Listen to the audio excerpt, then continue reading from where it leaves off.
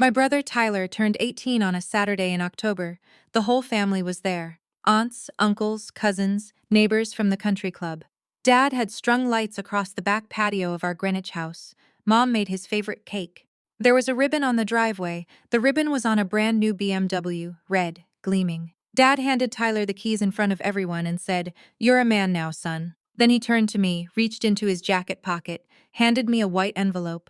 Inside was a monthly bus pass and $200 in cash. "That should cover your transportation needs," he said. Then he walked away. I did not cry. I did not make a scene. I did not even unpack the envelope on the table for everyone to see. What my father did not know, what none of them knew, was that a man sitting quietly in the corner of that patio had watched every second of what just happened. And that same night, he had already decided what he was going to do about it. Before I continue, drop a comment and tell me where you're watching from. And hit like and subscribe if you have ever been the one in your family who was handed the smallest thing in the room and told to be grateful for it. My full name is Amanda Brooks. I am 32 years old. I work as a senior financial analyst at Meridian Capital in downtown Hartford, Connecticut. I manage portfolios worth more than $40 million. I can read a balance sheet the way some people read a menu, fast instinctively, knowing exactly what is missing before I even reach the bottom of the page. Nobody in my family knows that about me. Or rather, they know it the way you know something you have decided does not matter. Let me tell you about the Brooks family. My grandfather, Walter Brooks, built everything. He started Brooks Industries in 1971 out of a rented office above a hardware store in Bridgeport. Commercial real estate development, then property management, then a small construction arm that grew into something nobody expected. By the time I was born, Brooks Industries had 14 full-time employees and a reputation in 3 counties. By the time I turned 10, it had 62 employees and a contract with the state of Connecticut. Grandpa Walter was not a loud man. He did not tell stories about himself at dinner. He did not hang framed magazine profiles on the walls of his office, though there were 2 or 3 he could have hung. He wore the same style of watch for 40 years, a plain silver Seiko that he wound by hand every morning. He used to say that a man who needs to announce his success has already begun to lose it. His son, my father, Richard Brooks, did not inherit that philosophy. Dad was handsome and charming and absolutely convinced that the universe had been arranged specifically for his comfort. He took over the day-to-day management of Brooks Industries when Grandpa semi-retired in 2003. He was good at it, in the way that a man can be good at something he was handed rather than built. He expanded the client list. He hired aggressively. He moved the main office to a glass-fronted building in Stamford and put his name on the parking spot by the front door. He also had a system so consistent and so thorough that by the time I was old enough to notice it, I understood it had never been accidental. Tyler got the car. Tyler got the college fund, full tuition plus a monthly allowance of $2,000 at the University of Connecticut. Tyler got the internship at Brooks Industries the summer after his freshman year, the kind of internship where you show up when you feel like it and leave with a title on your resume. Tyler got the down payment on his first house at 26. Tyler got Dad's old Rolex when he turned 30. Tyler got every assumption that he would run the company, that he would carry the name, that he was, in some essential way, the point of the whole enterprise. I got the bus pass. That is not a metaphor. That is what happened. And it happened in a pattern, again and again, for 18 years. When Tyler broke his arm at soccer practice, Dad drove him to the hospital personally and stayed the whole night. When I had my appendix out at 14, Dad sent Mom and told her to text him updates. When Tyler failed his junior year statistics class, Dad hired a private tutor and told him not to worry about it. When I graduated high school with a 3.9 GPA, Dad said, "Good. Now figure out what you're going to do." I figured it out. Community college first, because I could not afford the application fees for the universities I actually wanted. Then a transfer to UConn on a partial scholarship I applied for myself, sitting at the kitchen table with a borrowed laptop while Tyler's monthly allowance deposited automatically into his checking account. Then a graduate degree at night, working full-time at a bank during the day. Then Meridian Capital, where I started as a junior analyst at 24 and worked until my title changed and changed again. I paid for all of it myself. I never asked Dad for $1. I want to be clear about that, not because I want credit for it, but because it matters later. The other person in this story is my mother, Diane. She is a kind woman in the way that some kind women are, thoroughly, uselessly kind, the kind that watches unfair things happen and feels very bad about them and does nothing. She would squeeze my hand sometimes, after something particularly pointed from Dad or Tyler, and give me a look that said she saw it. That was all she ever gave me. A look. Then there is Tyler's wife, Carol. They married when Tyler was 28. Carol grew up in Darien, which she mentions every time she meets someone new. She wears her money the way some people wear cologne, in a quantity that suggests she is afraid you might not notice it. She and Tyler bought a 4-bedroom colonial in Westport with Dad's help, and Carol spent the first year posting renovation photos online, with captions like "So blessed" and "Our forever home." She called me Amanda with the apartment once, at Christmas dinner, in a tone that made the whole table laugh. I smiled. I did not say anything. There is one more person you need to know about. The most important one. Grandpa Walter used to call me, the one who counts, not as a compliment, exactly, more as an observation. He said it the first time when I was 9 years old, and had quietly added up the restaurant bill faster than the waiter. He said it again when I was 16 and pointed out to him, privately, that the quarterly report on his desk had a rounding error in the third column that amounted to $11,000. He looked at me for a long moment after that. Then he nodded, once, and fixed it. He never explained himself, Grandpa Walter. He did not say, "I see what your father is doing." He did not say, "This family is not treating you fairly." He just watched. Every Thanksgiving, every Christmas, every birthday party where Tyler got a gift that cost more than my monthly grocery budget. Grandpa Walter sat in his chair and he watched, and he kept giving me the same piece of advice, every single time I saw him, from the time I was 19 until the last Christmas before he got sick. "Keep your records straight, Amanda," he would say. Always. I thought he was talking about my career. I was wrong about what he meant. But I would not find that out for a long time. When I was 28, 4 years before this story ends, Grandpa Walter called me to his house, on a Sunday afternoon in November. He looked older than I remembered. He moved more carefully. He made tea and we sat at the kitchen table, and he did not say much. That was always his way. But before I left, he went to the hall closet and came back with a small wooden box. Cherry wood, about the size of a shoebox, with a brass lock on the front. He set it on the table between us. "This is yours," he said. "Don't open it until you need to." I asked him how I would know when that was. He smiled. It was the closest thing to a real smile I had seen from him in years. "You'll know," he said. I took the box home. I put it in the back of my closet behind my winter coats, and I did not open it. For 4 years I did not open it. Grandpa Walter died on a Tuesday morning in March, 11 weeks ago. He was 84 years old. He died in his own bedroom in the Greenwich house, which was exactly the way he had wanted it. At the funeral, Tyler wore a suit that cost more than my first car and cried loudly in the front pew. Dad gave the eulogy. He talked about the business. He talked about legacy. He said the word family 14 times. I counted. I sat in the third row, and I held the order of service in both hands, and I did not cry, not then, not in front of them. That night, I went home, and I took the wooden box out of the closet. I want to take you back to the night it started. Not the night I opened the box, that comes later. I mean the night that created everything that followed. The night Grandpa Walter sat in the corner of that patio and watched my father hand me a bus pass. October 14th. Tyler's 18th birthday. The party had been planned for 3 weeks. Mom had hired a caterer, small sandwiches and stuffed mushrooms, and a chocolate fountain that Tyler had specifically requested. Dad had strung white lights across the back patio, the kind that look expensive because they are. There were 30-something people there. Aunts and uncles, 4 of Tyler's friends from school, 2 of Dad's colleagues from the office, neighbors from the country club who brought bottles of wine and envelopes with checks inside. I was 16.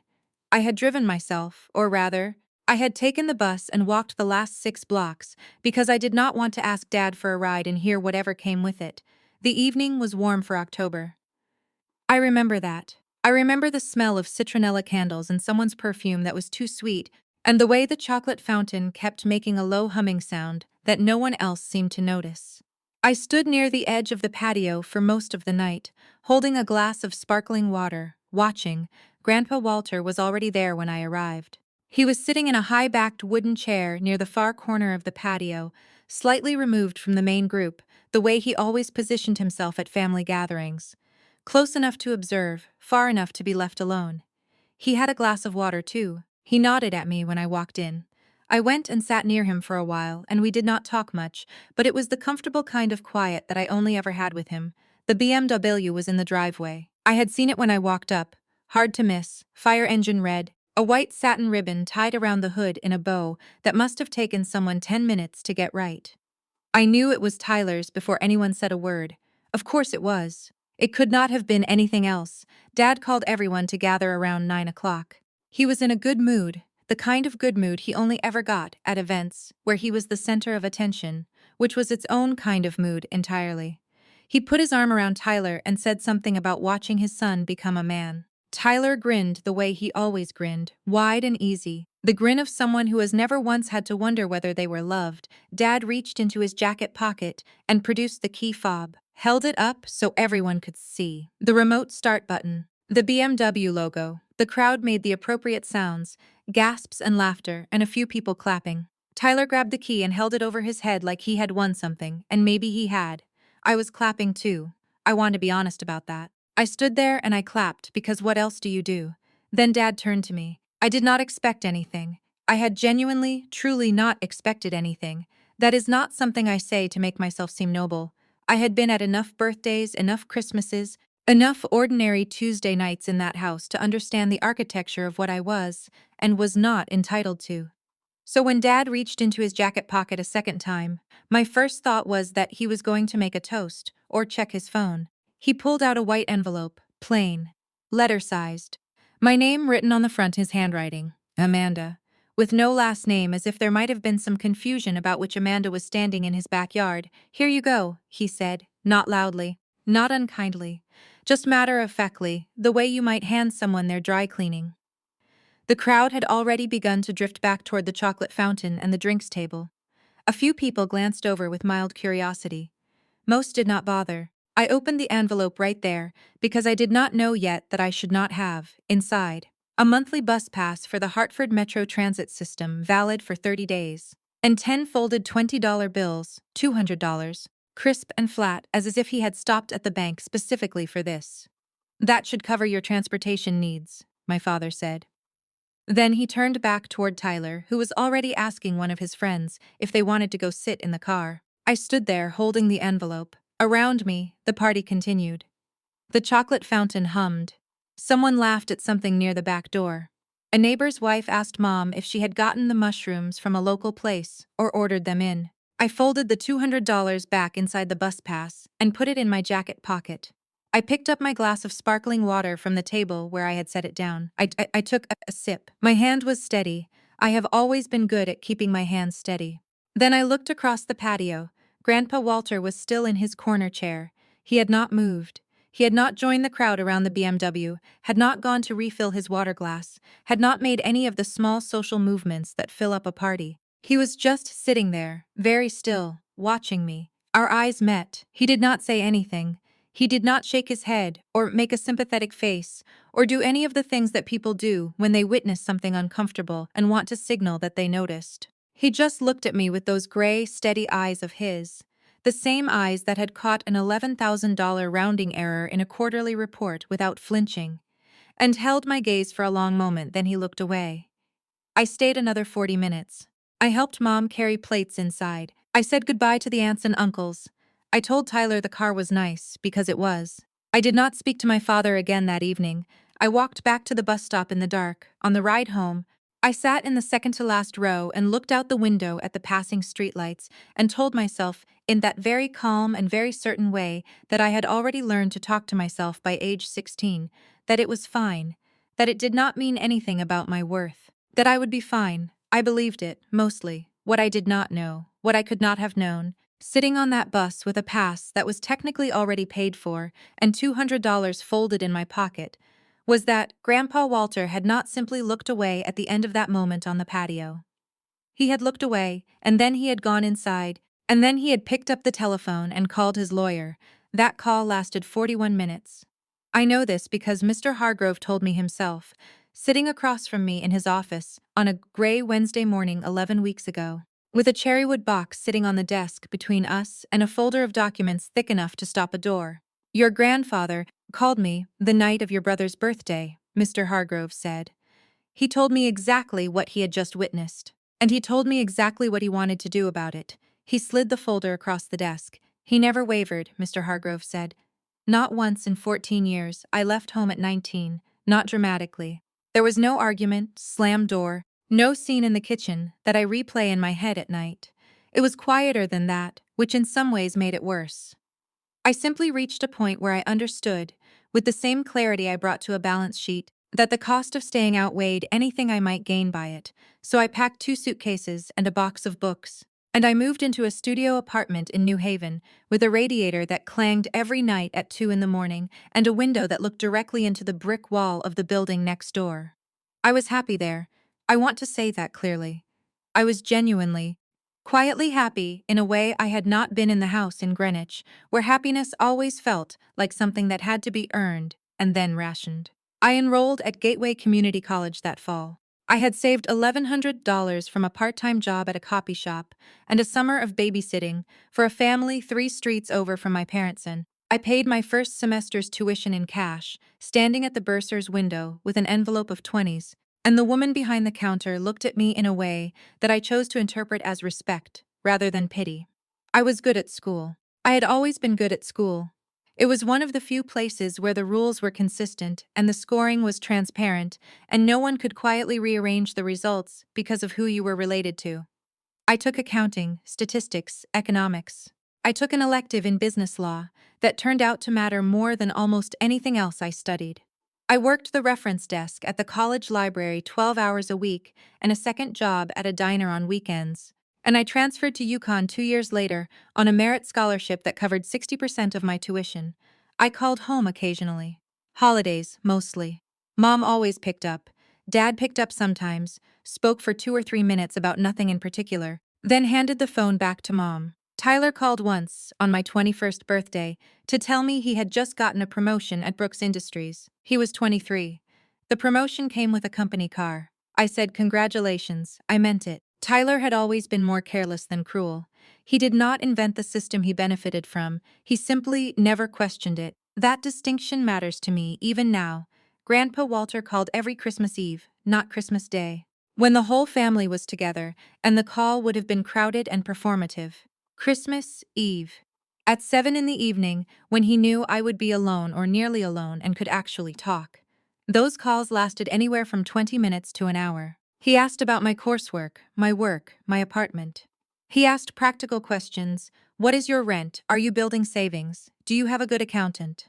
The last question always made me laugh, because by my mid-20s I essentially was an accountant. He gave advice sparingly and only when I asked, and always, before he hung up, he said the same thing: keep your record straight, Amanda, always. I wrote it off as the habit of an old man who had built his life on documentation and contracts and the precise language of agreements. I thought he was reminding me to be diligent, to be careful, to not let anything slip through the cracks, the way things slip through the cracks when you are young and busy and trying to do 17 things at once. I graduated from UConn at 23 with a degree in financial analysis and a GPA that earned me a handshake from the dean and a letter of recommendation that got me my first real interview. I started at Meridian Capital at 24 as a junior analyst. I wore a blazer I had bought secondhand and pressed the night before, and I sat in my first team meeting and listened to people who had been there for years and said very little, and within 6 months my supervisor had given me my own small portfolio to manage. I was good at the work. Not just technically, I was good at the stillness it required, the patience, the ability to sit with a number that did not make sense yet and wait for it to reveal itself rather than forcing a conclusion before the data was ready. My colleagues sometimes joked that I had no nerves. That was not entirely true. I had nerves. I had just learned early that showing them was expensive. I did not go home for Thanksgiving that first year, or the second. I went at Christmas, because Grandpa Walter was there, and that was reason enough. Those Christmases were always the same. Mom cooked too much food. Tyler and Carol, he had started dating her by then, sat close together on the couch and spoke mostly to each other. Dad held court at the head of the table and talked about the business. I sat across from Grandpa Walter, and we talked about nothing much, and occasionally his eyes moved around the table in that way of his, cataloging, measuring, not missing anything, and I felt, every time, that he was performing some kind of ongoing calculation that none of the rest of us had access to. When I was 28, he called me on a Sunday in November instead of Christmas Eve. That was unusual enough that I noticed it immediately. He asked me to come to the Greenwich house. I drove up on a Saturday afternoon 2 weeks later. He made tea, and we sat at the kitchen table, and he asked me about work.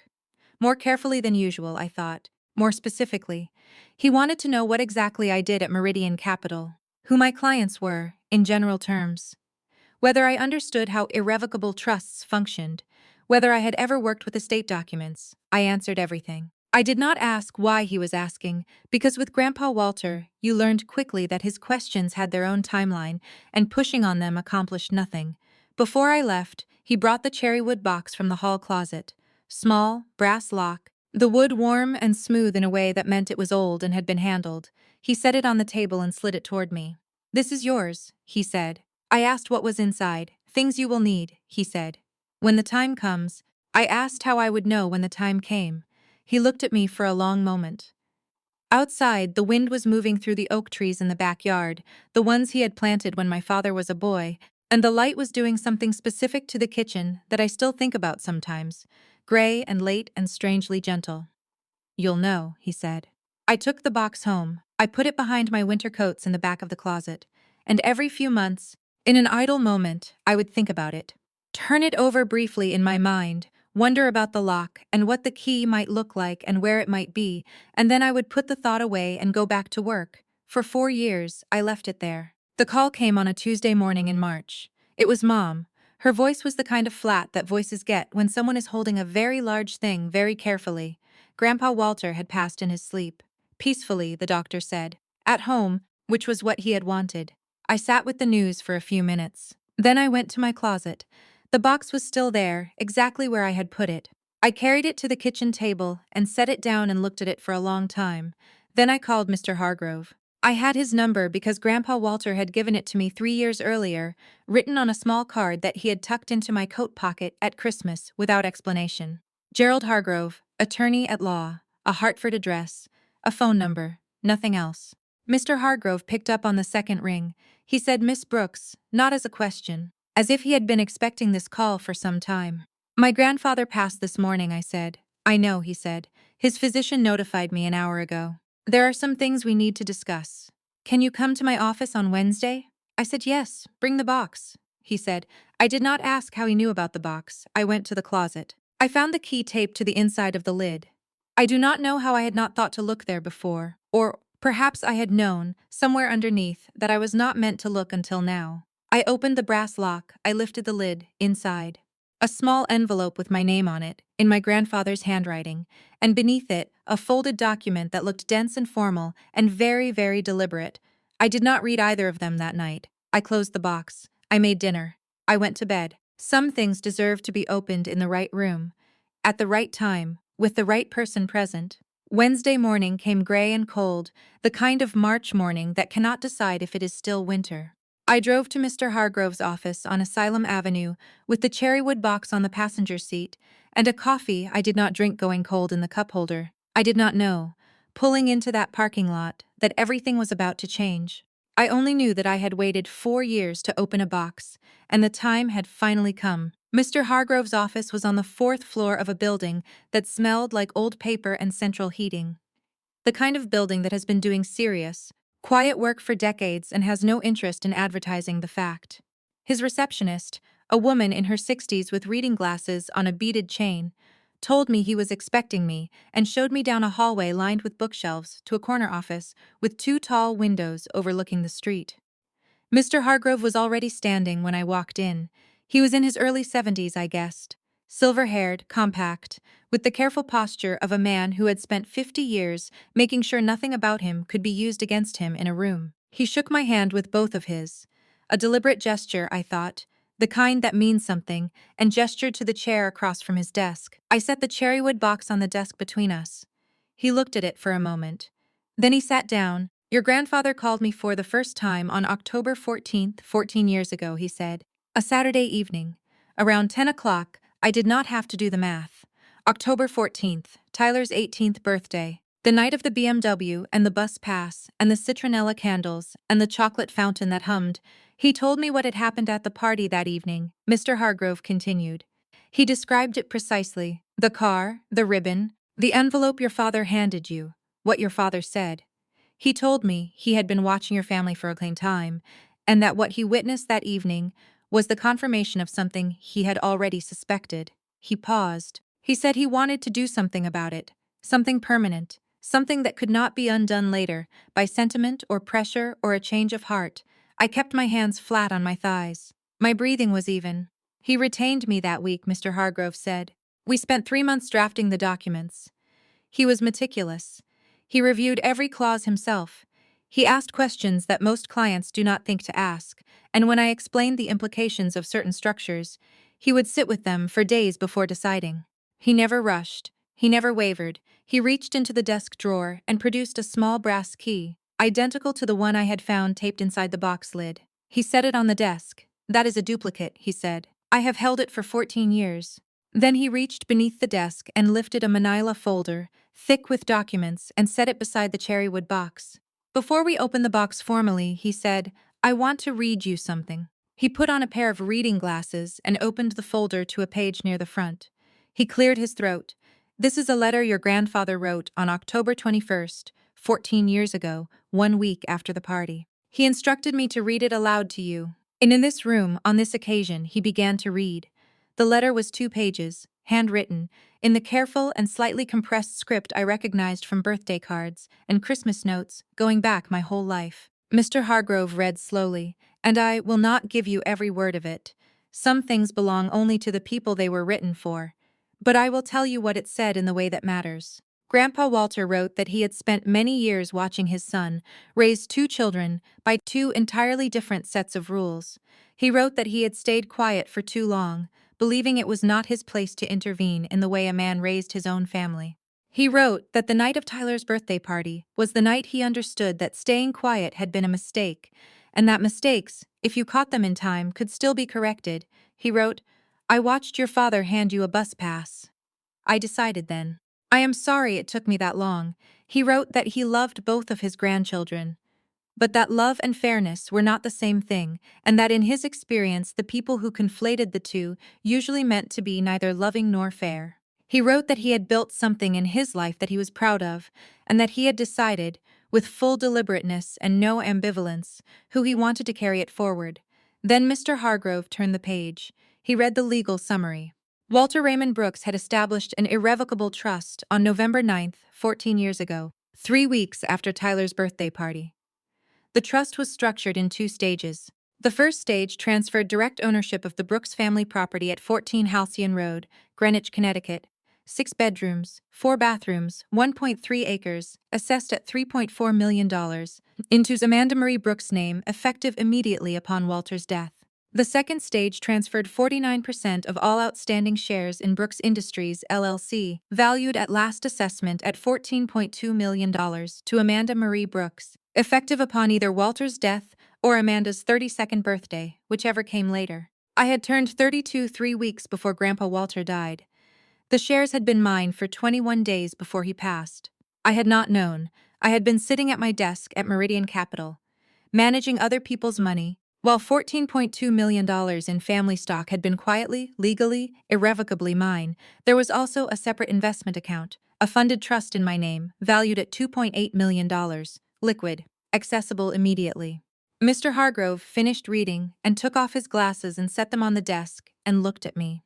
I looked at the folder. I am good at stillness. I have practiced it for a long time, in harder rooms than this one. But I will tell you that, sitting in that chair, on that gray March morning, looking at those documents, I felt something move through me that I did not have a word for, in the moment, and still do not entirely have a word for now.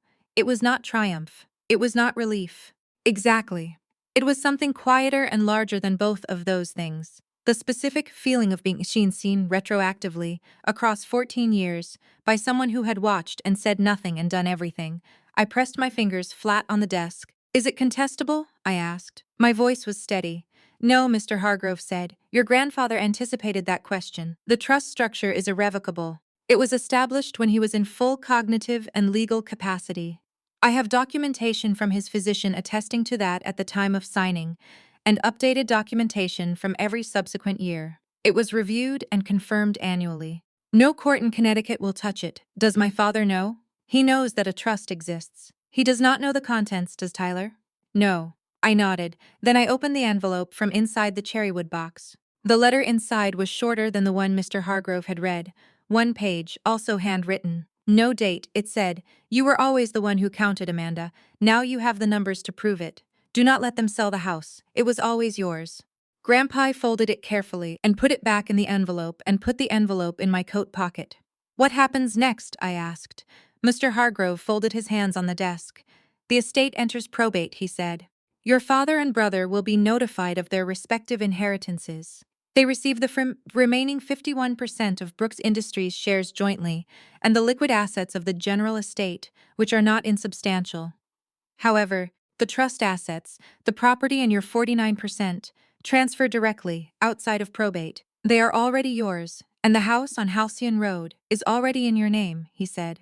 As of this morning, I sat with that for a moment, 14 years ago. My father had handed me a bus pass in front of 30 people and turned back to his son. This morning, I owned the house the party had been held in. I thanked Mr. Hargrove. I shook his hand. I told him I would be in touch. I picked up the cherrywood box, which felt lighter now, as if whatever had been held inside it had dispersed into the room and settled into everything.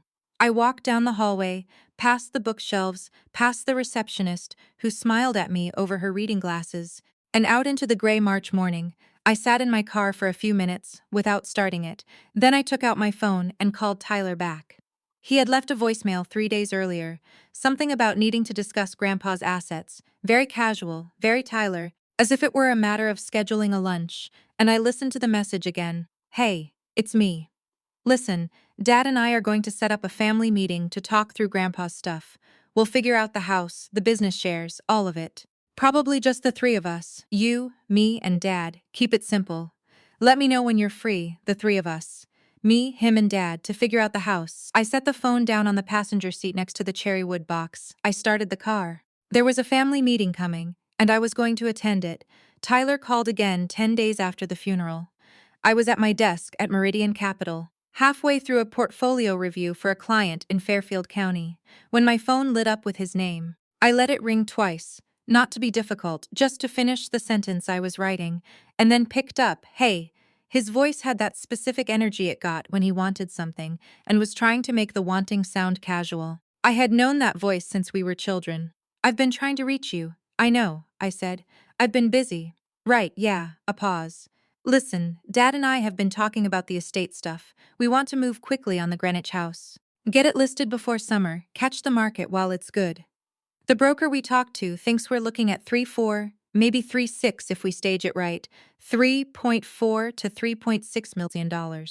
For a house that was already in my name. That's interesting, I said. We figured we'd split the proceeds with you, obviously. Not equally, I mean, Dad has carrying costs to think about, property taxes, all the maintenance over the years, but we'd make sure you got something. A fair share, a fair share. From the sale of my own house, what does that look like? I asked. Not because I needed to know, because I wanted to hear him say it. We were thinking maybe 10% for you. That's, 300, 350, depending on sale price. That's not nothing, Amanda. I let the silence sit for a moment. When is Dad thinking of having this meeting? I said, we're looking at the second Saturday of next month. At the house, actually. Makes sense to do it there. Walk the broker through at the same time. I figured we'd just keep it to family. I'll be there, I said. Great, he sounded relieved, which told me he had expected more resistance. It'll be quick. Just signatures, mostly. Paperwork stuff? Paperwork stuff? Tyler, I said. Yeah? How is Carol? A beat. She's good. She's great. Why? Just asking, I said. I'll see you at the house. I hung up and looked at the portfolio review on my screen for a moment without seeing it. 10% of the sale of my own house. $350,000, presented as generosity. I thought about the word fair and the specific way Tyler had used it. We'd make sure you got something fair. As if fairness were a gift he was choosing to extend rather than a condition that had existed in law for 14 years without his knowledge. I called Mr. Hargrove that afternoon. They want to sell the house, I told him. They've already contacted a broker, I see, he said. He did not sound surprised. They're planning a meeting at the property. Second Saturday of next month. They intend to have me sign paperwork. That would be a problem, Mr. Hargrove said. given that your signature on any transfer document is the only one that would be legally meaningful, and you would be signing as the owner, not as a witness or a family member. I know, I said. I want you there. A brief pause. Of course, don't contact them beforehand, I said. I don't want them to know. Another pause. Understood. I went back to my portfolio review. The following 3 weeks were quiet ones on the surface. I went to work. I ran 4 miles on Tuesday and Thursday mornings. I cooked dinner at home most nights and read for an hour before bed. I called Mom once. A brief and gentle call in which she said she was managing, and the house felt very empty, and she was thinking of visiting her sister in Florida. I told her that sounded like a good idea. She did not mention the meeting. Either she did not know about it, or she had decided not to raise it with me, which meant she did know about it, and had made her usual choice. Dad called once. That was unusual enough that I nearly did not pick up. We spoke perhaps 3 times a year under normal circumstances, and twice in the past decade those calls had been initiated by Mom from Dad's phone. But it was his number, and I answered, Amanda. His voice was the same as always, measured, slightly formal, the voice of a man who had decided long ago that warmth was a resource to be allocated carefully. Hi, Dad. I trust Tyler has been in touch about the family meeting. He has, I said. Good. I want you to know that we're approaching this fairly. The house has appreciated significantly, and there are costs associated with the estate that need to be offset. We've been thoughtful about the division. I noticed he said, we've been thoughtful rather than we thought about you. Two different statements. I appreciate that, I said. It should be straightforward, he said, mostly formalities. I don't anticipate any complications. I'm sure it will be fine, I said. There was a pause in which I think he expected me to say something more, to express gratitude, maybe, or ask questions that would reveal how little I understood about what was coming. When I did not, he said he would see me at the house, and hung up.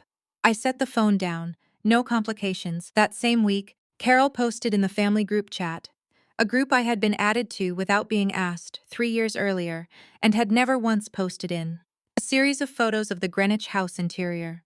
She had clearly visited without mentioning it to me. The photos were styled like a real estate listing. Wide-angle shots of the living room, the kitchen, the back patio with its oak trees. The caption read, "Getting ready to say goodbye to this beautiful family home. So many memories here. Can't wait to see what the next chapter holds for the family." 37 reactions, 12 comments. Aunt Patricia wrote, "So bittersweet." Tyler's college friend wrote, "What a place." Dad wrote a single heart emoji, which was the most emotional I had ever seen him be in a digital format. I did not react to the post. I screenshotted it and sent it to Mr. Hargrove with no message. He replied within the hour. Noted. I will prepare accordingly. The morning of the meeting arrived on a Saturday in late April, clear and cold, the kind of spring morning that Connecticut specializes in. Bright enough to feel like a promise, cold enough to remind you not to trust it quite yet. I drove up from Hartford with the radio off, both hands on the wheel, watching the highway give way to state roads, and then to the wide, quiet streets of Greenwich. I had not been back to the house since the funeral. It looked the same from the outside. The oak trees were budding. The driveway had been repaved at some point in the past few years. Smooth and dark, no cracks. The front doors was the same dark green it had always been. Someone had put a lockbox on the handle, which I assumed belonged to the broker. A lockbox. On the front door of my house, I sat in the car for a moment, then I reached into the back seat and picked up the folder I had prepared. Printed copies of the trust documents, the deed transfer, Mr. Hargrove's most recent correspondence confirming the legal structure. I had organized it in the order I intended to use it, separated by paper clips. My work had always been careful. There was no reason today should be different. I checked my phone. Mr. Hargrove had texted 20 minutes earlier, "Parking on Halcyon now. Ready when you are." I texted back, 5 minutes. Through the windshield I could see Tyler's Range Rover in the driveway, and Dad's car behind it, the silver Mercedes he had driven for the past 4 years. A third car I did not recognize, dark blue, which I assumed was the broker's. I also noticed, parked along the curb, a car I recognized from the parking lot of Mr. Hargrove's building. I put my folder under my arm. I got out of the car, the front door was unlocked. I let myself in. The house smelled the way it always had, wood and something faintly floral, the particular smell of a house that has been lived in carefully for decades. The furniture was still Grandpa Walter's. The silver Seiko watch, I had been told, had been buried with him, voices from the dining room. Dad's, measured and confident, Tyler's, louder. A third voice I did not know. The broker, I assumed, and Carol. Saying something about the ceiling height. I walked down the hallway. I stepped into the dining room. The table had been set up with papers. A full listing agreement. I could see at a glance, along with what appeared to be a drafted transfer document and a notary stamp kit sitting to one side. Tyler was standing near the window. Dad was at the head of the table, where Grandpa Walter used to sit. The broker, a woman in her 40s in a charcoal blazer, was opening a leather portfolio. Carol was next to Tyler, already dressed as if she were attending the closing. They all looked up when I came in. Dad nodded. Amanda. Good. Tyler said. Hey, glad you made it. He gestured to a chair near the end of the table. Not the chair I would have chosen, the one farthest from the documents. I'd not sit down. I set my folder on the table. Before we start, I said, there's someone I'd like you to meet. And behind me, in the doorway, Gerald Hargrove stepped into the room. The broker was the first to speak. She introduced herself. Catherine Voss, Compass Real Estate. 30 years in the Greenwich market, and looked between me and Mr. Hargrove with the practiced neutrality of someone who had walked into complicated family situations before and knew better than to take a side before she understood the geography. Dad looked at Mr. Hargrove the way he looked at things he had not planned for, briefly, carefully, then away, as if not acknowledging the surprise fully might diminish it. Gerald Hargrove, Mr. Hargrove said, to no one in particular. I was Walter Brooks's attorney for 22 years. I'm here in a legal capacity on behalf of his estate. Tyler frowned. We have our own counsel, I'm aware, Mr. Hargrove said pleasantly. He pulled out the chair beside mine and sat down and set his briefcase on the floor and folded his hands on the table. And there was something about the economy of those movements, unhurried, precise, that I had noticed on my first visit to his office. He was a man who had been in rooms like this many times and had learned not to spend energy on anything that did not matter. Dad's counsel, a man named Brett Callahan. Younger than I expected, in a blue suit that was a shade too bright for the room. Had been sitting at the far end of the table. He looked at Mr. Hargrove and then at the folder I had set on the table and then back at Mr. Hargrove. I wasn't notified that Ms. Brooks would be bringing representation, Callahan said. Ms. Brooks is not required to notify anyone, Mr. Grove said. She is attending a meeting at her own property. The word landed quietly in the room. Her own property. Dad's head moved almost imperceptibly. Tyler's mouth opened slightly, then closed. Carol, who had been standing to Tyler's left with the specific posture of someone who had rehearsed being present at a significant moment, stopped rearranging the cuff of her sleeve. Catherine Voss looked at me. Dad recovered first. He had spent 60 years as the most assured person in any room he entered, and that muscle did not go soft easily. Gerald, he said, using the first name with the casual authority of a man reminding someone of the hierarchy. It's good to see you. I wasn't aware you'd be joining us today, Richard. Mr. Hargrove nodded once. I apologize for the short notice.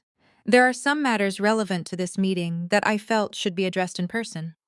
What matters? Tyler said. His voice had the edge it got when things were not proceeding at the pace he had expected. I knew that edge. It had been directed at me many times over the years, usually when I had failed to simply agree with something. Mr. Hargrove looked at me. I opened my folder. I did not launch into an explanation. I did not make a speech. I simply slid the first document across the table, a copy of the deed transfer, and let it sit there in the middle of all those carefully arranged listing papers. The property at 14 Halcyon Road, I said, transferred into my name upon my grandfather's death, pursuant to an irrevocable trust established 14 years ago. I have the original trust documents, the deed recording confirmation from the Greenwich Land Records Office, and correspondence from my grandfather's estate attorney confirming the transfer. I paused. Catherine, I'm sorry you weren't made aware of this before today. That's not your fault. Catherine Voss looked at the deed. She picked it up. She read it. She set it down. She closed her leather portfolio. Tyler grabbed the document before Callahan could. He read the top third, then looked up at me, then looked at Dad. What is this? He said. It's the deed, I said. To this house I can see what it is. His voice was climbing. What I'm asking is what the hell it means. It means the house is Amanda's, Mr. Hargrove said. Gently, matter-of-factly, the way you explain something to someone who does not want to understand it. It has been, technically, since her 32nd birthday, which preceded your grandfather's passing by 21 days. The irrevocable trust Walter established transferred ownership in 2 stages, the property upon his death and the Brooks Industries shares upon either his death or Amanda's 32nd birthday, whichever was later. The room was quiet. Outside, a car passed on Halcyon Road. The oak trees moved. The house made the small settling sound that old houses make, the sound of beams and foundations doing their patient work. Then Carol said, "That's not possible." She said it not to Mr. Hargrove, but to the room generally, in the tone of someone who has decided that reality has made an administrative error. "I assure you it is," Mr. Hargrove said. Tyler put the deed down on the table. He looked at Dad.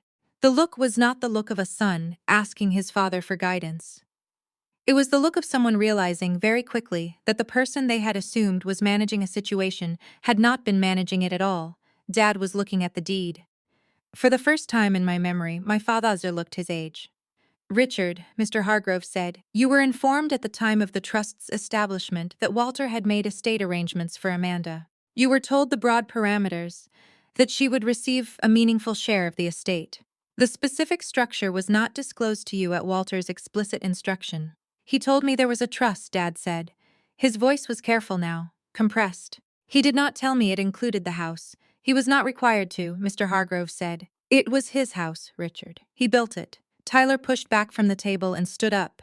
There was a quality to it, the way he stood, the way he moved to the window, that I recognized as the beginning of an escalation. Tyler had always escalated when cornered.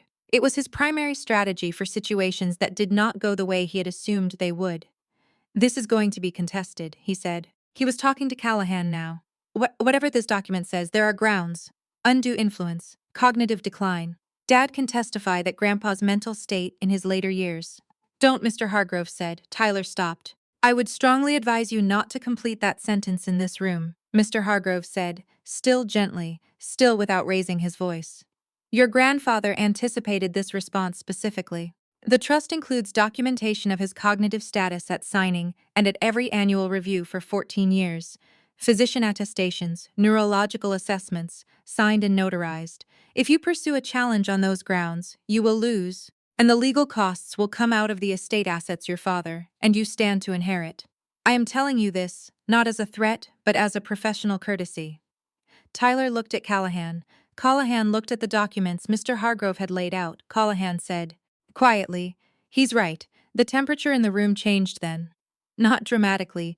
There was no single moment of rupture. It was more like a pressure that had been building against a wall, and the wall simply stopped pushing back. Tyler remained at the window. Dad remained at the head of the table. Callahan was reading. Carol had sat down without seeming to realize she had done it. Catherine Voss stood, collected her portfolio, and looked at me. "I apologize for any inconvenience, Ms. Brooks," she said. She was professional and composed, and I liked her for it. I wasn't provided with complete information about the title situation. "I'll need to withdraw the listing, of course," I said. "Thank you for coming." She shook my hand and Mr. Hargrove's hand and left without speaking to Tyler or Dad, which I thought was the right call. After she left, the room was very quiet. I had expected this moment to feel like something large and cinematic, the kind of scene that builds to a crescendo. It did not. It felt clean, like a balance sheet that had finally, after 14 years, been corrected. I began gathering my documents. Tyler turned from the window. "You knew," he said. "You've known, this whole time." "I've known for 11 weeks, I said, "since the day I met with Mr. Hargrove, and you didn't say anything." I looked at him. "You didn't ask. We're family, Amanda." I thought about the bus pass. I thought about Amanda with the apartment at the Christmas dinner table. I thought about 10% of my own house, presented as a fair share. "Tyler," I said, "you called me to a meeting to have me sign away my own property as a witness." I kept my voice even. "I don't think we've been operating with the same definition of family." He opened his mouth. Dad said, "Tyler, stop." Tyler stopped. Dad had not moved from the head of the table. He was still looking at the deed, or at the space where the deed had been before I put it back in my folder. His expression was one I had never seen on him before. Not anger, not calculation, something older and quieter than either of those things. I picked up my folder. I'm not interested in disrupting the business," I said to both of them. "I have 49% of Brooks Industries. I am aware of what that means operationally. I don't intend to be destructive with it." I paused, "but I will be involved," I said. "Going forward, any major decision, any acquisition, any significant expenditure, any structural change, requires my approval. That's not a threat. That's the law." Callahan nodded, almost involuntarily. "And the house," I said, "is not for sale." I looked around the room. The wood paneling, the windows that let in the particular Greenwich light, the dining table where Grandpa Walter had sat at the head for 40 years before my father took the chair. "This is my grandfather's house," I said. "I'm going to take care of it." I walked out of the dining room. Behind me, I heard Tyler say something, low and tight, not intended for me. And I heard my father say nothing at all. In the hallway, I stopped at the small side table near the front door, where Grandpa Walter had always kept a single framed photograph. The three of us, him, me, Tyler, taken at some family gathering when I was maybe 12. In the photo, Grandpa Walter had his hand on my shoulder. I had never noticed, looking at that photo over the years, that his hand was on my shoulder and not Tyler's. I noticed now. I walked out the front door and into the April morning and stood on the porch for a moment, breathing the cold, bright air. Mr. Hargrove came out behind me. "That went about as expected," he said. "It's not over," I said. "No," he agreed. "It isn't." I looked down the driveway at Tyler's Range Rover and my father's silver Mercedes and the empty curb where Catherine Voss's car had been. "What comes next?" I said. "They'll regroup," Mr. Hargrove said. "Tyler will push Callahan to find an angle. They won't find one, but they'll try. And then," he paused, "then they'll have to decide what kind of relationship they want to have with the person who owns 49% of their company." I nodded. I had known Tyler my whole life. I knew what he would do when the legal options ran out. He would escalate. The escalation came in 3 waves, and it came fast. The first wave was the family group chat, 3 days after the meeting at the house. Tyler posted a message at 11:30 at night, late enough that it felt impulsive, early enough that he had clearly been composing it for hours. It was long. It covered, in order, his belief that Grandpa Walter had been manipulated in his final years by people with financial interests, a reference to Amanda's career in finance that managed to make competence sound sinister, a suggestion that the trust had been drafted under circumstances that deserved scrutiny, and a closing paragraph about family unity that contradicted everything in the preceding 4. He tagged every family member in the post: aunts, uncles, cousins, Dad's colleagues from the country club who had somehow ended up in the chat. I read it at 7 the next morning with my coffee. Carol had replied at midnight with a row of praying hands emojis and the words, "All we want is fairness for this family." Aunt Patricia had replied, "This is so upsetting. Can't we all just talk?" Uncle Dennis, Dad's brother, had replied, "Richard, what is going on?" 17 other reactions, most of them the worried face. I did not respond. I screenshotted the thread, forwarded it to Mr. Hargrove, and went to work. The second wave came 4 days later. I got a call from a woman named Diane Morrow, who introduced herself as a journalist for a regional Connecticut lifestyle publication. She said she was working on a piece about family business succession and estate disputes in high-net-worth households and had been referred to my situation by a source she could not name. She was friendly. She was good at her job. She asked 3 questions before I interrupted her. "Who contacted you?" I said. A pause. "I'm not able to share that." "You don't need to," I said. I told her I had no comment, thanked her for calling, and hung up. I called Mr. Hargrove. "Tyler contacted a journalist," I said. "I see." A pause. "Is this a publication of significance?" "Regional. Lifestyle. Probably a readership of 12,000. "Then the damage potential is limited," he said, "unless a larger outlet picks it up, which is unlikely given that the legal record is entirely clean. Any journalist who looks at the documents will find an irrevocable trust that is airtight and a grantor who is in full legal capacity. There is no story there except the one Tyler once told, and that story does not survive contact with the facts." "I know," I said. "I want to document that he made the contact." "I'll note it," he said. The third wave was the one I had been expecting and dreading in equal measure. Not because it frightened me. By this point, very little about my brother's behavior had the power to frighten me. But because it involved my mother. Mom called on a Sunday evening, 9 days after the house meeting. She had clearly been sitting with the call for some time before making it. Her voice had the careful quality it got when she was delivering a message someone else had composed. She said that Dad and Tyler were very upset. She said that the family was fractured and that it broke her heart. She said that Grandpa Walter had meant well, but perhaps had not understood what this would do to the family dynamic. She said, and here her voice softened in the way that had always been designed to soften me, that she hoped I would consider meeting with Dad privately, just the two of them, to discuss whether there was a way to restructure things that felt fairer to everyone. Fairer to everyone. I let her finish. "Mom," I said, "I love you." I want you to know that nothing that is happening changes that. I know, sweetheart, but I need you to understand something. Grandpa Walter made a legal decision 14 years ago. It is not reversible, it is not negotiable, and it was not, as far as I can tell, an accident or an oversight or a product of confusion. He knew exactly what he was doing. Silence. I'm not going to meet with Dad to discuss restructuring, I said. There is nothing to restructure, more silence. Then, he's your father, Amanda. He is, I said, and I am his daughter. Both of those things have been true for 32 years.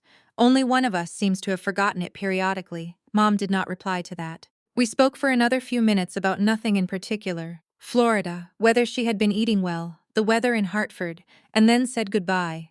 I sat on my couch for a while after. I am not made of stone. I want to be clear about that. The calls from Mom were the ones that cost me the most, because unlike Tyler's anger or Dad's cold strategy, her sadness was real. She was genuinely grieving. The family she had told herself existed, the version where everyone's fun was fine, and the differences were small, and the love was strong enough to smooth over everything else. She had lived in that story for 30 years. Having it revised was painful for her in a way that was not her fault and was not mine to fix. But I also knew this. Her sadness was being used. Tyler and Dad were not calling Mom out of concern for the family. They were calling her because she was the one person they had always been able to send to me. The soft approach, the emotional channel. And it had worked for years, had kept me quiet, kept me attending Christmases I dreaded, kept me accepting the version of things they preferred. It was not going to work this time. Meanwhile, I had been working. In the 3 weeks since the House meeting, I had requested and received the full financial records of Brooks Industries for the past 5 years. As a 49% shareholder, I was legally entitled to them. I had taken them home and spent 4 evenings going through them the way I went through everything. Carefully, completely, column by column. What I found was not a crime. I want to be clear about that too. Tyler had not embezzled. Dad had not committed fraud. What I found was something subtler, and in some ways, more revealing. A pattern of decisions made without adequate analysis. A client contract renewed at below market rates because the client played golf with Tyler. A capital expenditure approved without competitive bidding because the contractor was Dad's college roommate.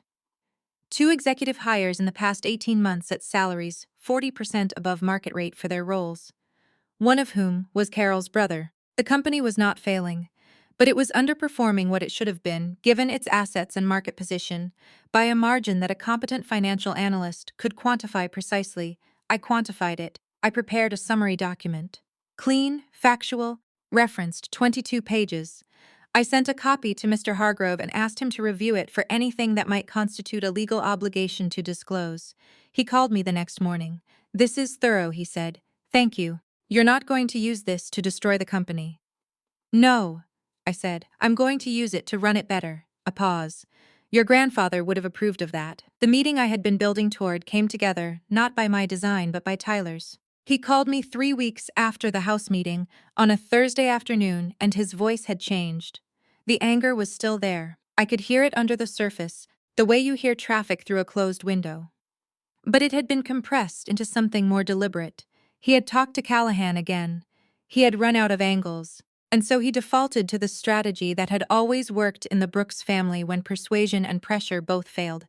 He called a dinner not at a restaurant, at the house. The Greenwich house, my house, though I suspected he was not thinking of it that way.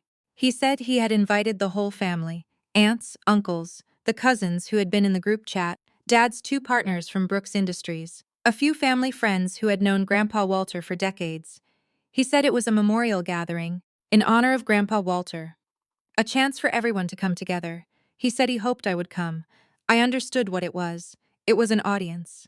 Tyler performed best with an audience. He was going to make his case in the room where he was most comfortable, surrounded by people who had always defaulted to his side of things, and he was going to present me, my inheritance, my legal ownership, my 49%, as the thing that had broken the family. He was going to make the case for fairness in a room full of people who had always agreed that fairness meant Tyler got more. I said I would be there. Then I called Mr. Hargrove.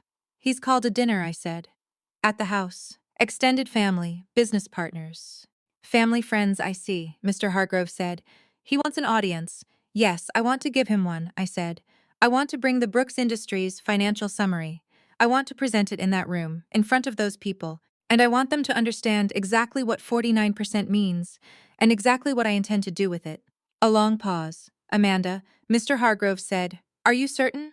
I looked out my apartment window at the Hartford skyline, gray and familiar in the late afternoon light. I thought about a 16-year-old girl standing on a patio, holding a bus pass, while the lights strung above her made everything look warm and the chocolate fountain hummed, and 30 people looked away.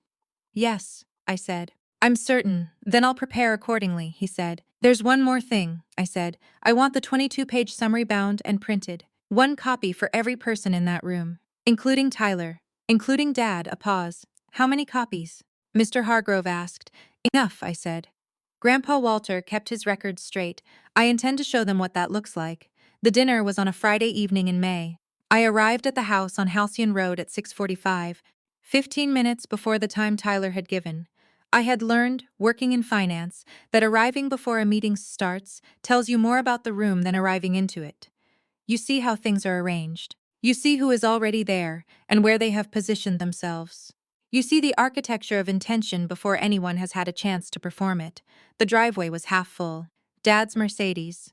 Tyler's Range Rover. Two cars I recognized as belonging to Dad's business partners, Morris Chen and Paul Everett, both of whom I had met at company functions over the years, and who had always treated me with the specific pleasant vagueness reserved for people who are present but not relevant. A third car belonging to Uncle Dennis, Dad's brother. Four others I could not immediately place. Mr. Hargrove was parked at the curb, in the same spot he had taken the last time. I knocked on the passenger window. He rolled it down. "The documents are in the case," he said. He handed me a leather document case, structured, professional, the right weight. I did not open it on the street. I already knew what was inside. 22 copies of the financial summary, bound in navy blue with a white label. Clean and unambiguous, the way all important documents should be. "You don't have to come in until I ask," I said. He nodded. "I'll be here." I walked up the front steps and let myself in with my key. The key Mr. Hargrove had given me the morning the deed transferred. A copy cut from the original that Grandpa Walter had left in the cherry wood box. The first time I had used it was the afternoon I came to the house alone, 2 weeks after the house meeting, just to walk through the rooms by myself. To understand what I was now the keeper of. Inside, the house smelled of food, something roasted, and garlic, and the particular warmth of a home that has been opened up for people. Someone had done the cooking, or more likely had it catered. Candles on the dining table. Flowers on the sideboard. The house dressed for an occasion, the way it had been dressed for Tyler's 18th birthday, all those years ago. I stood in the hallway for a moment, then I went in. The living room was arranged with chairs and conversation clusters. The furniture moved to accommodate more people than it usually held. I counted 18 people before I stopped counting. The aunts and uncles from the family group chat, 3 cousins, Morris Chen and Paul Everett near the fireplace, drinks in hand, talking in the low register of men who are networking even at a memorial dinner. 2 women I recognized as old friends of my grandmother's, in their 80s, white-haired, sitting together on the small sofa near the window. Aunt Carol. Who saw me first? She was standing near the drinks table in a cobalt blue dress that cost more than my monthly car payment. She looked at me the way she had always looked at me, assessing, slightly contemptuous, performing pleasantness over the contempt like a coat of paint over bare wood. She smiled. "Amanda," she said. "You came, of course," I said. Tyler appeared from the kitchen doorway. He was dressed well, blazer, open collar, the studied casual of a man who has spent time looking effortless. He crossed the room to me and did what he always did in group settings. He put a hand briefly on my shoulder, in the way that reads, to an observer as warmth. "Glad you made it," he said. "There's food coming out in about 20 minutes. We'll eat, talk, just spend some time together as a family." He said the word family the way Dad said it in eulogies, frequently and with feeling and in a way that did not require it to mean anything specific. I said that sounded fine. Dad was at the far end of the living room talking to Uncle Dennis. He saw me and nodded. I nodded back. We did not cross the room to each other. I set the document case down beside the armchair near the fireplace and helped myself to a glass of water and spent the next 20 minutes doing what I had always done at family gatherings. I moved through the room. I spoke to people. I listened more than I talked. I spoke to the 2 friends of my grandmother's. Their names were Eleanor and Ruth told me that Grandpa Walter had spoken about me often. He was very proud of you, she said. He never made a fuss of it. But he told us once that you were the most like him of anyone in the family. We thought so too. I thanked her. I moved to Morris Chen, who shook my hand with more attention than he had ever given me at company functions. He was aware, I knew, that the ownership structure of Brooks Industries had changed. He was assessing me the way smart business people assess a new variable. Carefully, without showing it. I'd like to meet properly sometime, I said. There are some things about the company's direction I'd like to discuss. He held my gaze. I'd welcome that, he said. Paul Everett, standing beside him, said the same. Dinner was served at 7:30. The table had been extended with a leaf and set for 20. I sat toward the middle, not the head which Dad took and not the foot which Tyler took. I sat between Eleanor and Morris Chen, which suited me. The food was good. The conversation was the conversation of family gatherings, surface and warmth, and the careful avoidance of anything that mattered. Tyler made a brief toast to Grandpa Walter that was generous and well delivered and contained nothing specific about who Walter had been or what he had believed or why he had built what he built. Dad raised his glass. I raised mine. The plates were being cleared when Tyler stood up. He had timed it well. I will give him that. The wine had loosened the room. The food had warmed it. People were comfortable and present, and slightly off guard, in the way that a good meal makes you off guard. He stood at the foot of the table and he said he wanted to say a few words. About Grandpa Walter. About the family, about what came next. He was good at this. I had always known he was good at this. The easy authority. The warmth that was real enough to be convincing.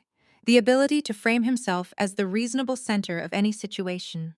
He talked about Grandpa Walter's legacy and the importance of keeping what he built intact and the pain of seeing a family fractured by legal technicalities, when what Walter had truly wanted, Tyler said, was for his family to be united, legal technicalities. Several people around the table nodded. Aunt Patricia touched her napkin to the corner of her eye. Tyler looked at me. I think what Grandpa Walter would have wanted, he said, is for us to find a way to make this right for everyone. To sit down together as a family and work out something that feels fair. He paused. Amanda, I hope you feel the same way. 20 pairs of eyes turned to me. This was the moment he had built the evening for. The soft pressure of family, the warm room, the implicit suggestion that anyone who did not want to find a way forward was the one choosing fracture. It was elegant as these things went. If I had come to this dinner without the document case beside my chair, it might have worked. Not because I would have agreed to give anything up, I would not have, but because I would have been standing alone against a room, and that is a harder place to stand from. I reached down and picked up the document case. I set it on the table. I do feel the same way, I said. I want to talk about what comes next. I think that's exactly the right conversation to have. I opened the case. But I think we should have it with accurate information in front of us. I began distributing the bound copies. I passed them to Eleanor on my left, to Morris Chen on my right, down the table in both directions. 22 copies for 20 people, 2 remaining. I set one in front of Tyler and walked the length of the table to set one in front of Dad. This is a financial analysis of Brooks Industries for the past 5 fiscal years, I said. I prepared it myself over the past 3 weeks. Using the company records I am legally entitled to access as a 49% shareholder.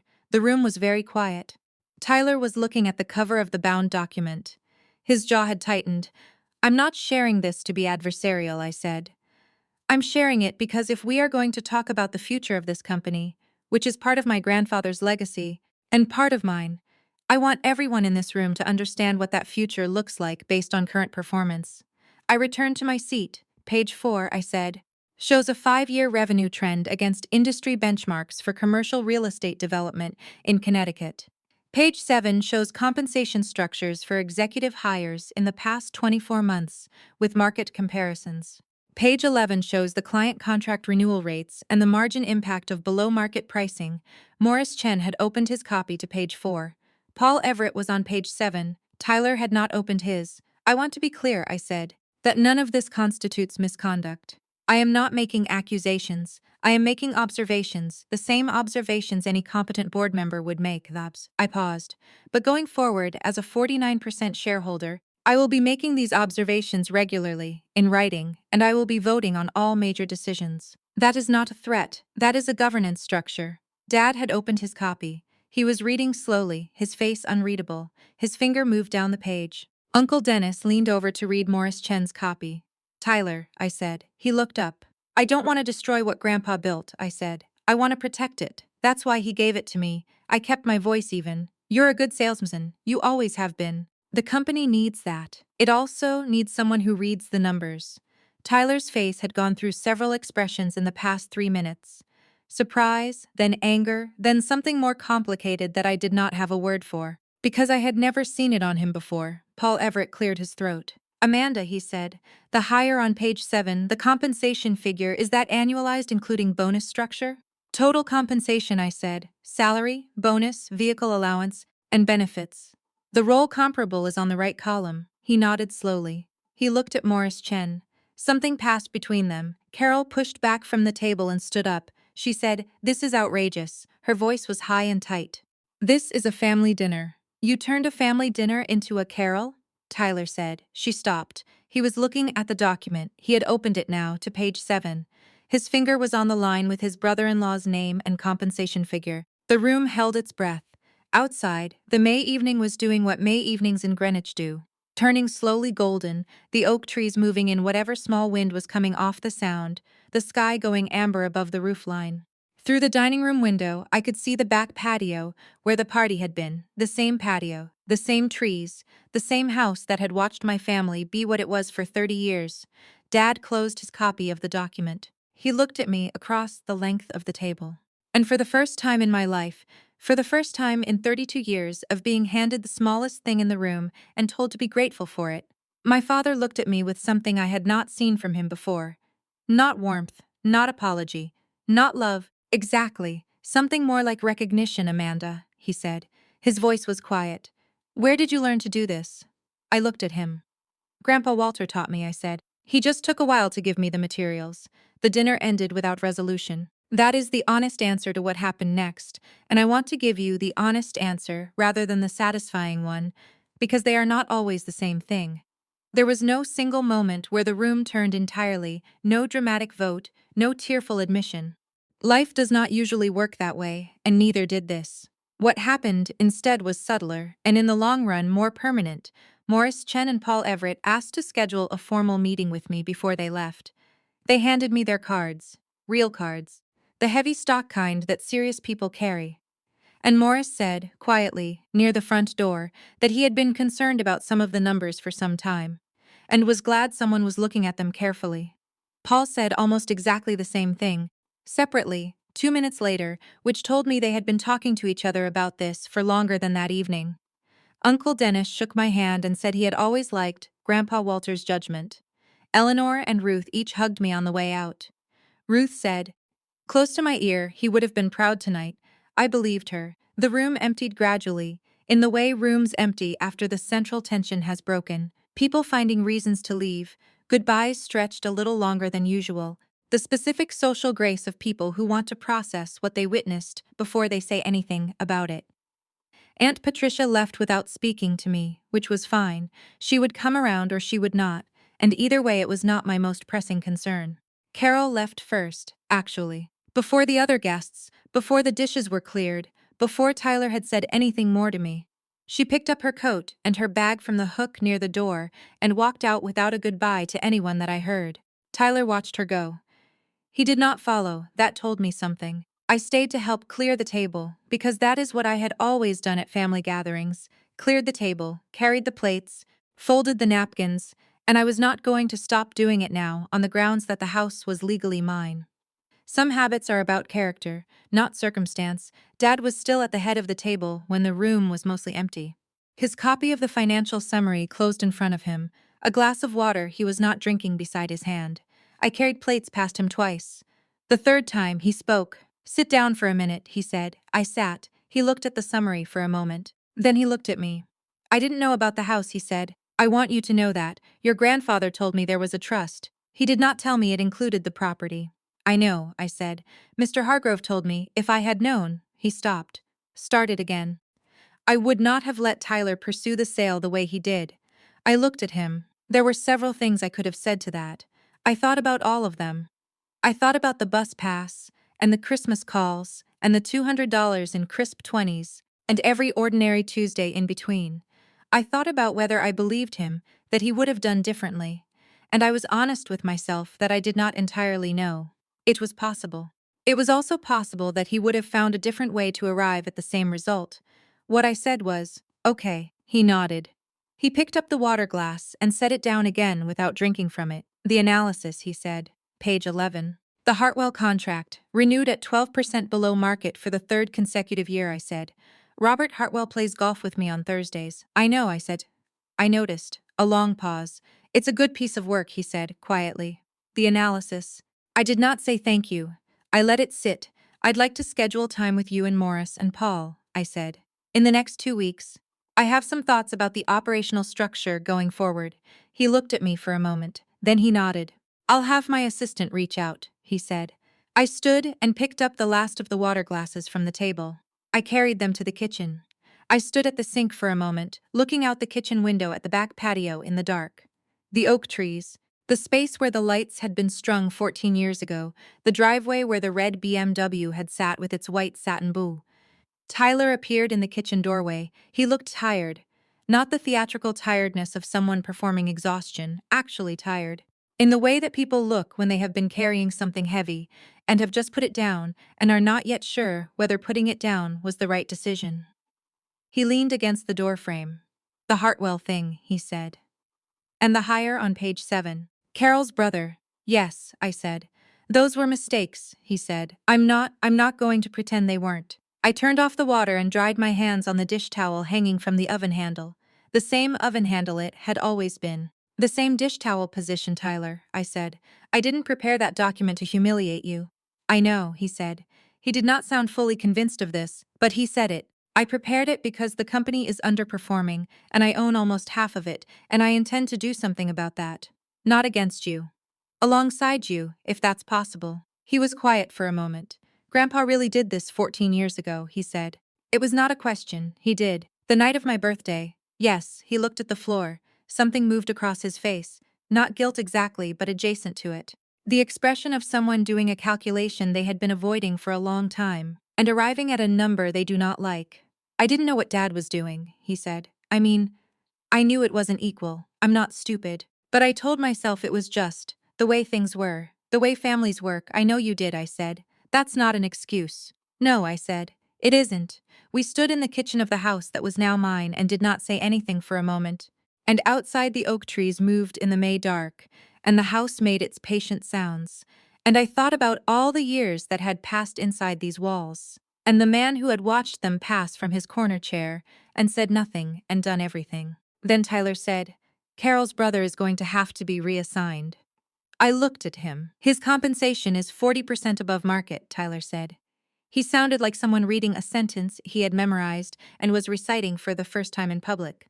"That's not sustainable, and it's not fair to the other executives, and I should have seen it before you put it in a document." I nodded. "I agree, the Hartwell contract," he said. "I can renegotiate it. Robert will push back, but he'll come around. He values the relationship." "At market rate," I said. "At market rate," he said. A pause. "I'm not going to be easy to work with," I said. "I want you to know that going in. I read everything. I ask questions about everything. I vote no when I think the answer is no." Tyler looked at me with the expression of a man genuinely encountering his sister for what might have been the first time. "Yeah," he said. "I figured that out tonight." I almost laughed. I did not quite. I picked up the document case from beside the kitchen table, where I had set it when I carried dishes in. I put on my coat. I was at the back door, the door that led to the patio, the old exit I had used as a teenager when I wanted to leave without a production. When Tyler said my name, I stopped. "The day of the party," he said. "When Dad gave you the bus pass." A pause. "I saw your face." I turned around. "I should have said something," he said. I was 18, and I should have said something. And I didn't. I looked at my brother. He was 50 pounds heavier than he had been at 18, and the grin had lines in it now, and his hair was starting to do what Dad's had done at his age. And he was standing in a kitchen he did not own anymore, wearing a blazer that cost $2,000, telling me something he should have said 14 years ago. "I know," I said. Not, "It's okay," not, "I forgive you," not, "It doesn't matter now," just, "I know." Because I did. And because some things need to be acknowledged without being resolved, and I was 32 years old, and I had learned the difference. I walked out the back door. Mr. Hargrove was still in his car on the curb. He rolled down the window when I knocked. "How did it go?" he said. I thought about Morris Chen's card in my pocket. About Dad saying it was a good piece of work. About Tyler in the kitchen doorway saying the Hartwell contract needed to be renegotiated. It went, I said. He smiled. Good enough, I said goodnight, and walked to my car and sat in it for a moment. In the dark, the document case on the passenger seat, the house lit up behind me on its acre of Connecticut land. Then my phone buzzed, a text from an unknown number. I opened it. It was a screenshot of a text exchange between Tyler and a contact saved as Brett C., which I recognized as Brett Callahan, the attorney in the blue suit. The exchange was from 2 weeks earlier. In it, Tyler asked Callahan whether there was any way to challenge the trust on the grounds of Amanda's professional involvement in estate matters. A suggestion that I had somehow influenced Grandpa Walter's financial decisions. Callahan's reply, no viable grounds. She had no involvement in the trust drafting. She didn't even know about it. Pursuing this would cost you 6 figures in legal fees and you would lose. Tyler's reply, what if we go public? Local press Callahan, I would strongly advise against that. Tyler, I need something Callahan. There is nothing. I'm sorry. I looked at the screenshot for a long moment. Then I looked at the unknown number. A second text arrived. I thought you should have this. B. Callahan Brett Callahan had sent it himself. I sat in the dark outside my grandfather's house, my house, and I thought about what it meant that even the attorney Tyler had hired to find a way to beat me had ended up, in the end, on the side of the truth. I saved the screenshot. I started the car. Tomorrow there would be a meeting to schedule, and a Hartwell contract to renegotiate, and 49% of a company to steward, and a house to take care of. But tonight, driving back down Halcyon Road through the May dark, past the manicured lawns and the quiet driveways of Greenwich, I let myself feel what I had not let myself feel in the dining room or the kitchen or the back patio. I had been 16 years old on this road, walking to a bus stop in the dark, holding an envelope with $200 and a transit pass. I had walked that road a long time. I was done walking it. 18 months later, I am sitting at the head of a conference table on the 14th floor of the Brooks Industries building in Stamford. Not Grandpa Walter's old office above the hardware store in Bridgeport. That building is a yoga studio now, which I think he would have found funny. Not the glass-fronted building Dad put his name on when he took over, though we still lease those floors. This office is different. We moved 6 months ago, after the restructuring, to a building with better bones and lower overhead and a view of the Sound that on clear days goes all the way to Long Island. The nameplate on the conference room door says Brooks Industries LLC, board meeting inside, Morris Chen, Paul Everett, a new CFO named Priya Nair who came from a commercial real estate firm in Boston and reads balance sheets the way I do, fast, instinctively, knowing what is missing before she reaches the bottom. And Tyler, at the far end of the table, reviewing the quarterly projections with a pencil in his hand and reading glasses he got 6 months ago and still acts slightly embarrassed about. I call the meeting to order. This is the third quarterly board meeting since I formally took the chair. The first one lasted 4 hours and ended with 2 motions tabled and 1 vote split 3-2.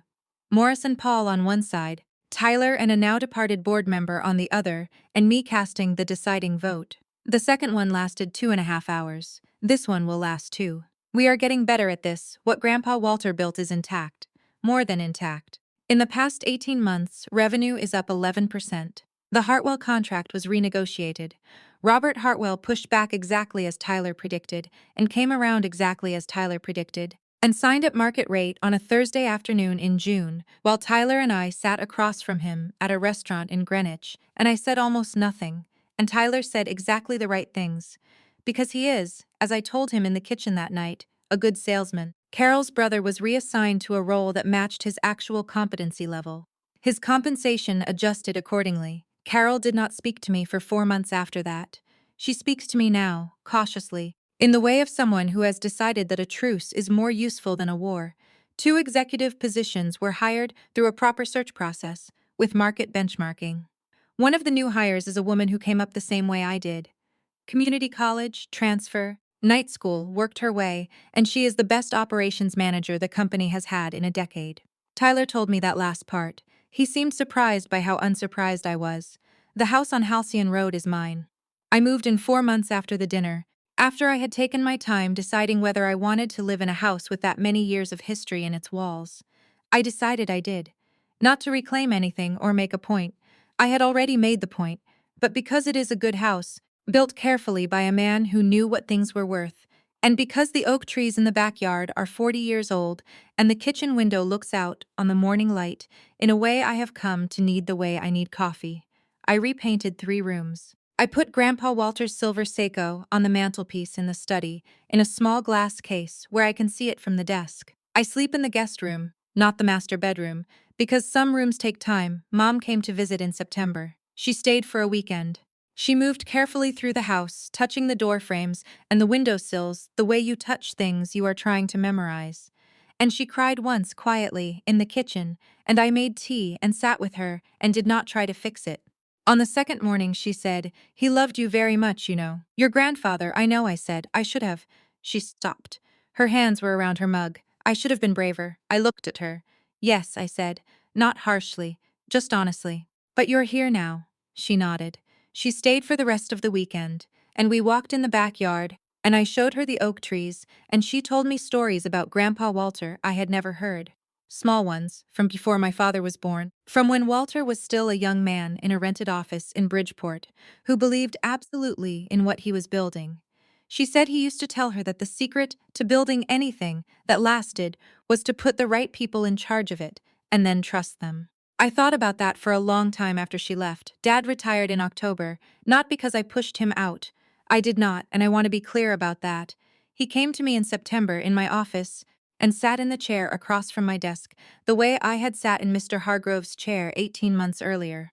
And he told me he had been thinking about stepping back for some time, and that the restructuring had clarified for him that the company was in capable hands, and that he was 62 years old, and he had a garden he had been neglecting for 30 years.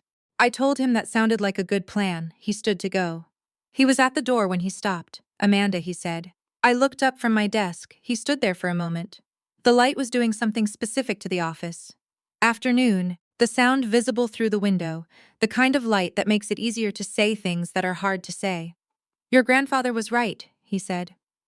"About you." He left before I could respond, which I think was intentional. Some things are easier to say without waiting for a reply. I sat at my desk for a while after he left. I did not cry. I am not sure what I felt, exactly, something that was not forgiveness and not absolution, and not the resolution you see in movies, where one sentence repairs what 30 years built.